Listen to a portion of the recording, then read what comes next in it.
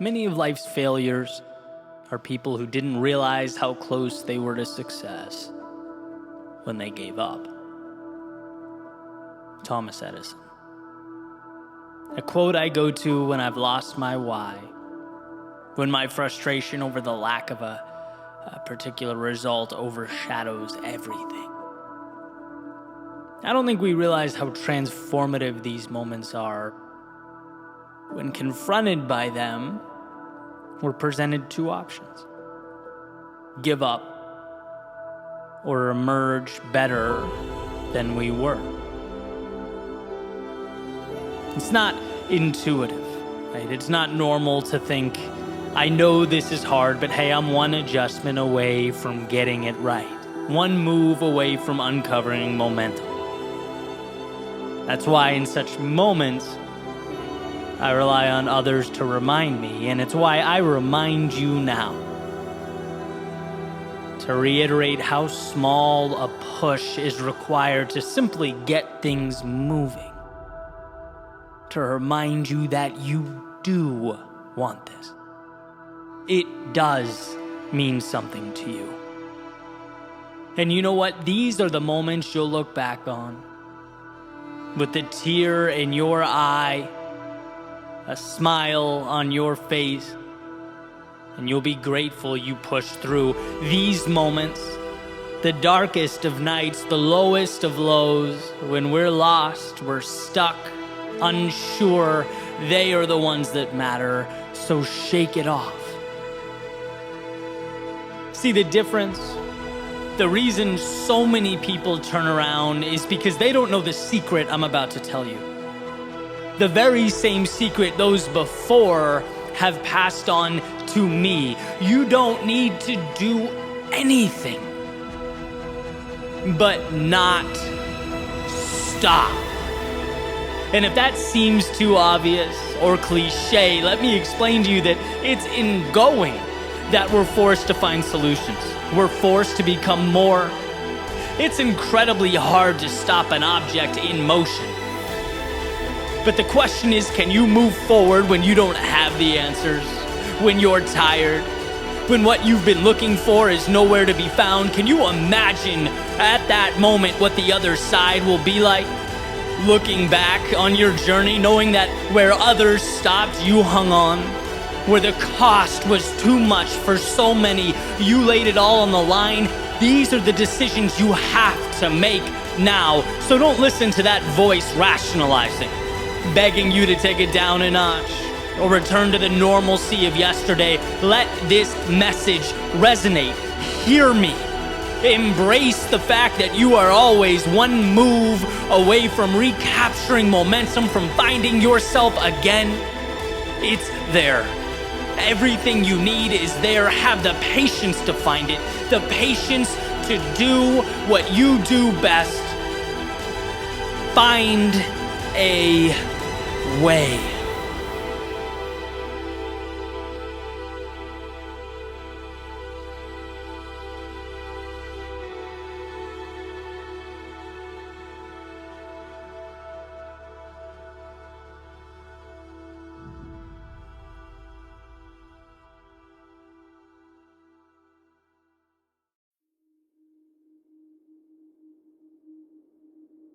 Everyone wants to change the world, but no one wants to change himself. This was written by Leo Tolstoy in reference to people's proclivity to point out at the world and project blame rather than to point in at themselves and ask, why? What can I do? How can I be better? Which, when you think about it, is basically a shark forfeiting its bite. Right? Or a bird giving up its wings. Our personal agency is without a doubt our superpower. Yet, from my vantage point, sometimes feels like we're walking away from that superpower, a tiny step at a time. Little by little, day by day, we're allowing greatness to fade while bringing about the death of the hero. And well, that's a pretty big claim. What could I possibly mean by this? It's funny, when people ask me what I'm most proud of, My mind pretty quickly goes to my work, the brand that I've dedicated the last almost decade to building. But I don't think that's right. I think it's a product of my answer, but it's not my answer. What I'm most proud of is chipping away at the monster that is the victim mentality. My default when things went wrong for so long was to feel bad for myself. It was easier to be the victim and sulk than it was to keep taking the hits. It's like a cheat code. When you can just bask in your sorrow and hate the world, you don't have to do anything. It's like a giant ibuprofen for the discomfort that is life. But it relieves the symptom, not the cause. And to understand, to overcome this worldview is like being gifted with a new pair of eyes. And what I learned was that self-pity, it gets you nothing.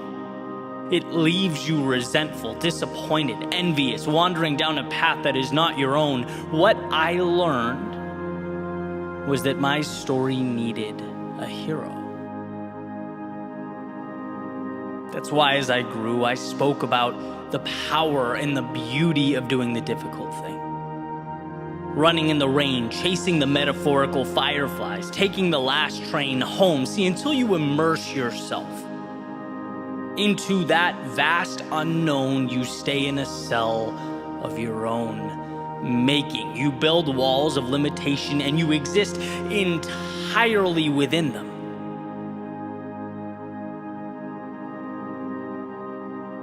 And as time has progressed,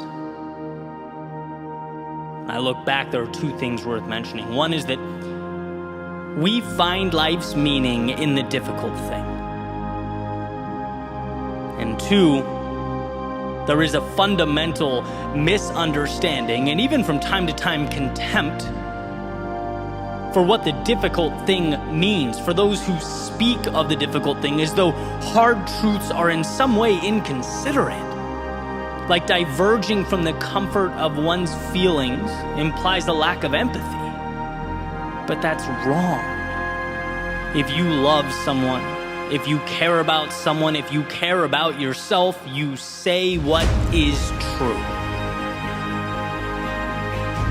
And what is true is that the shelter and the temporary comfort of victimhood is a high not worth the withdrawal, not worth the suffering. It got me nowhere, it will get you nowhere, and that is a reality that will never cease to be true. We live in a world that's been shaped entirely by those who found the courage to do the difficult thing. Everything around us is a product of the courageous decision to take the now and bend it. And that means taking hits. It means being criticized. It means by definition you are choosing to be uncommon.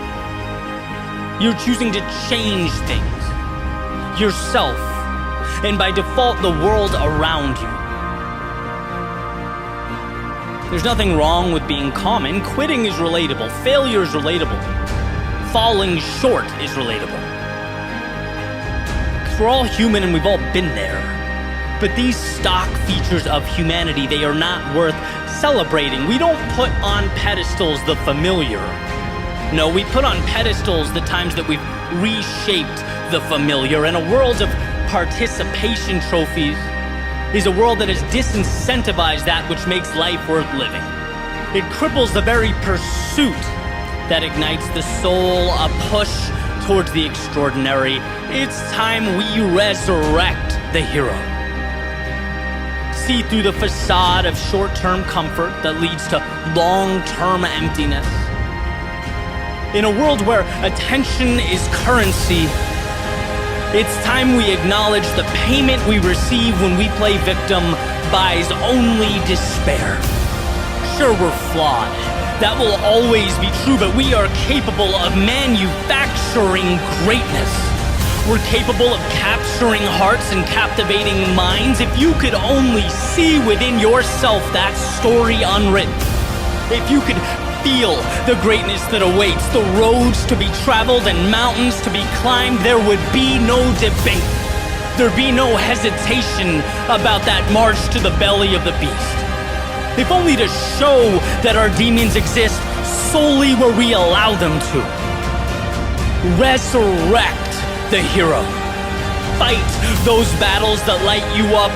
Blaze your trail through the valley of darkness. Take that path unknown to the common man, unseen to those who live within the confines of what is.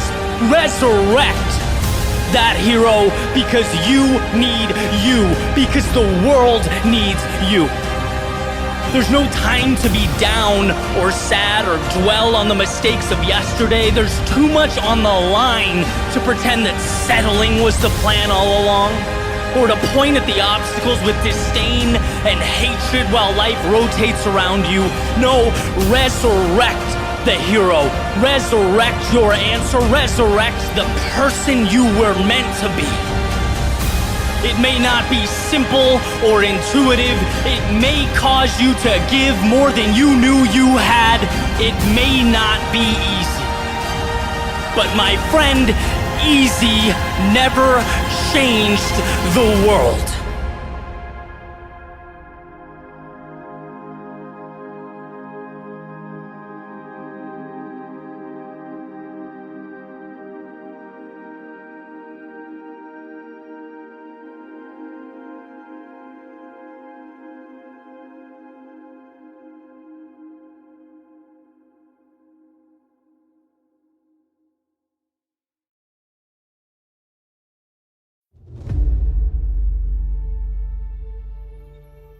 What can you be the best in the world at?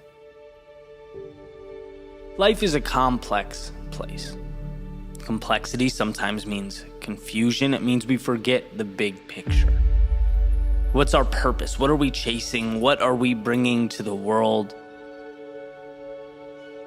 What can you be the best in the world at? It's a little question I try and ask myself every day, because I know if I stay close to it, my decision will have far greater impact. There will be more meaning in life. See, it pushes away the things that are appealing in the short term, but really don't take us anywhere in the long term. Because one of the coolest aspects of human nature is our ability to illuminate what matters and, well, mitigate what doesn't. Helps us focus on what's important. We need to go to the grocery store. Well, we step out the front door, paying attention to nothing but the task at hand, not the objects to our left or right. We don't know what colors the cars were that passed us by, or the plants we walked by. We don't think about the blood pumping through our bodies, making it all possible as we walk to the car. We don't even see the car as its metallic components, as it really is. We see it as our portal to a place that has the food. See, we are blind, but at the same time have this beautiful gift of vision. We see the path right to what's most important. So let's leverage that. And what I think we need to remember is to identify in our own lives what that means with regard to our purpose in the context of what we are becoming. See, every day I hear people talk about followers on social media, right? How do I get attention? How do I get noticed? How do I market myself or my brand to the world? How do I stand out? And every time I hear that, I always have this little internal reaction, like a voice saying, that's just so wrong. It's so backwards. You stand out by adding value to the world, by being good at what you do. It's that simple, really. And so look at it like this. We'll take a specific example. To worry about the marketing and the attention and the followers first is like worrying about the transportation of something you don't have yet or that's incomplete. It's like spending all your time worrying about the logistics of a cargo van and having no idea what that van is going to transport. Isn't the product the most important thing? And that's the question I ask myself when I'm caught up in something flashy or maybe out of line with my big picture.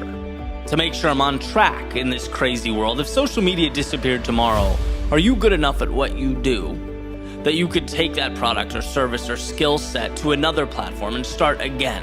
And if you're not, fine. But are you working towards it? Those are the parameters that we should all live between. Everything else tends to work itself out. Steve Martin's quoted as saying, "Be so good they can't ignore you." And that's what I find so exciting, the opportunity, the chance to build something sustainable. That's why this is a long-term play. And in a world where so much emphasis is put on perception, what's the reality? What's the story?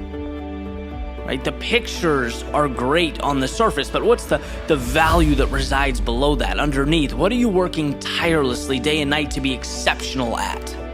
What are you reading to build yourself up as a force to be reckoned with, as a powerful, valuable individual? See, my world, a lot of what I do is immersed in social media, which is why it's so important that I remember the perspective, that I step out. Social media is not the product. I'm thinking much bigger than that, and I hope you are too, whether it's academics or sports or art. What is your thing? What's going to be your arena? Where are you unstoppable? Where you add so much value that the world has to stop. Where sure, you can capture it on social media, but you can talk about it face to face with clients and family and friends and strangers on the sidewalk. You can write about it, teach about it. Where it's so much a part of you that the phrase competent doesn't even do it justice. That's where greatness lives. Not in screaming for attention or creating a facade. Those things don't stand the test of time. I'm talking about being truly remarkable. And we all have that ability. We're all capable of mastery in some area, moving towards something that matters. We just have to make the choice to own it. To see the world and all its opportunity for what it is, to begin. And what better a time than now?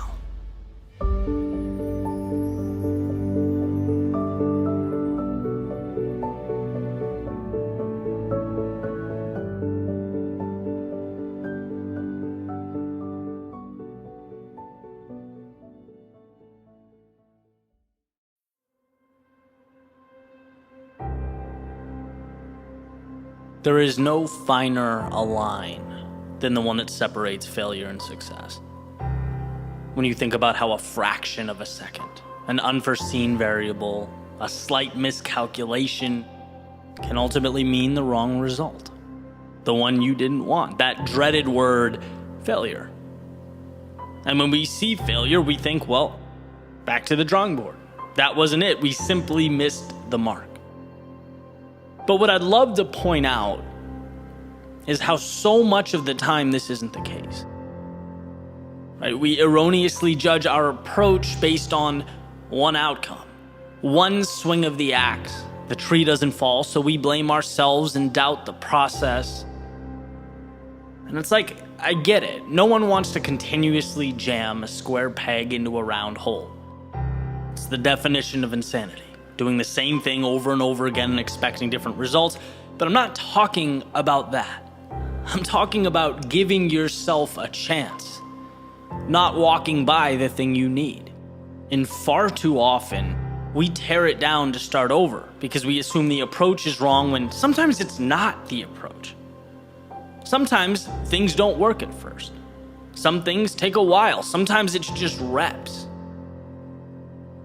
And I started thinking about this a while ago. Last year, I saw this random statistic kind of halfway through the NFL season that said fourth down on 4th and 1, 4th and short, coaches decided to go for it 53% of the time.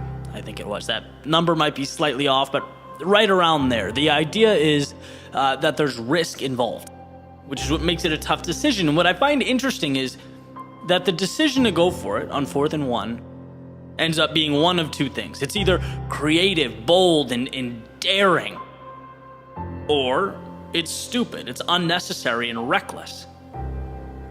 All depending on if they get that 1 yard. And hey, maybe they do. In which case, how great it was that they had confidence in their team. But maybe they don't. And then it's, hey, don't you understand your offense's limits, your team's limits? What are you doing?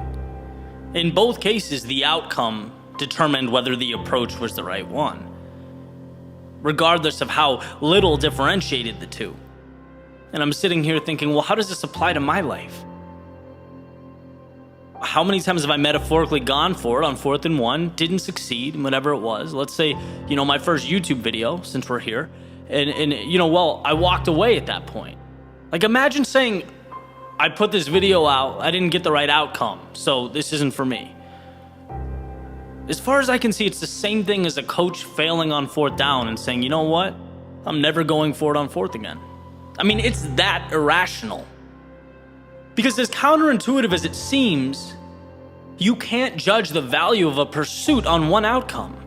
Sometimes you don't even need to change much, you just need to have the courage to show up again.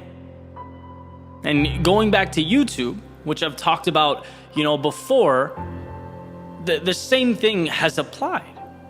It's like there are videos that I thought were great that are kind of buried on this channel, underperformed, and some I wasn't that excited about that did extremely well. I don't know why, but I do know the approach was the exact same for both. No difference. They did, however, get different outcomes, different results, and I just think, imagine if I assumed my approach was flawed because they're the ones that didn't meet or exceed expectations, right? That's why there's so much power in repetition. And yeah, like the coach on the side of the field, we're examining, we're adjusting, we're improving, but the point is, why be so quick to doubt ourselves and our ideas and our plans? Because I do think to walk away from something you believe in after one bad experience is like that coach saying, no, 4th downs are not for me. There's a saying attributed to Thomas Edison. He says, many of life's failures are people who did not realize how close they were to success when they gave up. How maybe it was a slight tweak, maybe it was a minimal change in perspective, or maybe it was just showing up one more time, picking up the axe and taking one more hack at the tree. And that's really it. The most important lessons we learn in life are simple. Simple to understand, but they elude us. And so let's remember that. Making our way into the world, how fine that line is between success and failure. How sometimes they look like one another, how the very thing needed to win, overcome, succeed, likes to disguise itself as failure and suggest that you try something else. When in reality, you could be right there knocking at the door.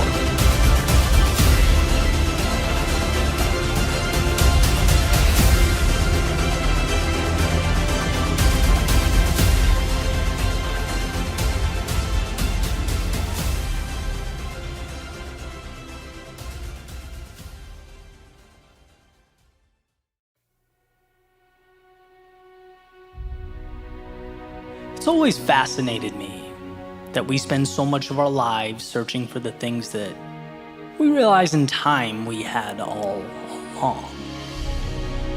That our journeys bring us full circle, our stories end how they began, and in the end, we fade away holding tightly to that from which we emerged. Not because we fell short, no, but because eventually we realize how simple things really are from the outside looking in. We realize what we have. Speaker Dennis Waitley once said, happiness cannot be traveled to, owned, earned, worn, or consumed. Happiness is the spiritual experience of living every minute with love, grace, and gratitude. That's why at times like these, when we get to look around and recapture our perspective, means so much. Almost as though it's reassurance that, yeah, life can be hard, frustrating, abstract, but that at the core of everything is contentment, is enough. It's why we need not search for love we are in fact surrounded by. We need not search for hope when it's ingrained in every breath, or reassurance when it's a phone call away. I once heard an interesting idea that we only see what we focus on. And not only metaphorically, but literally, so much of life exists outside our periphery. If you can walk down the same street every day and see something new each time, imagine the power of readjusting how you see life as the sun comes up in the morning. Imagine pulling more of what matters into focus, becoming living proof that we don't need to wait until things are gone or changed to appreciate what we have and who we are. I think that's why Cicero said gratitude's not only the greatest of virtues, but the parent of all others. Because when one can look around and see all that they have, scarcity has to give way to abundance. Fear becomes hope, the mundane becomes beautiful. Gratitude is power because it's not acquisition, it's awareness. A reset button. A tap on the shoulder reminding us that life is about the people who make it worth living. The times we spend together, it's a reminder that the minutes aren't ticking towards some life-altering grand finale, but that each second is, in and of itself, a miracle. And of course, I'm a believer that we are here to evolve, to grow, to test the waters, to push our limits. But I'm also a believer in asking why. And it seems to me the answer is not to obtain something new, but to share who we are with the world. Not to get what we don't have, but to make the most of what we do. Not to impress or fit in, but to take that passion that increases our heart rate, that curiosity that pulls us towards new horizons, the incredible friends and family by our side, and simply realize that we are, this very moment, embarked upon the adventure of a lifetime. And for that, I am forever grateful.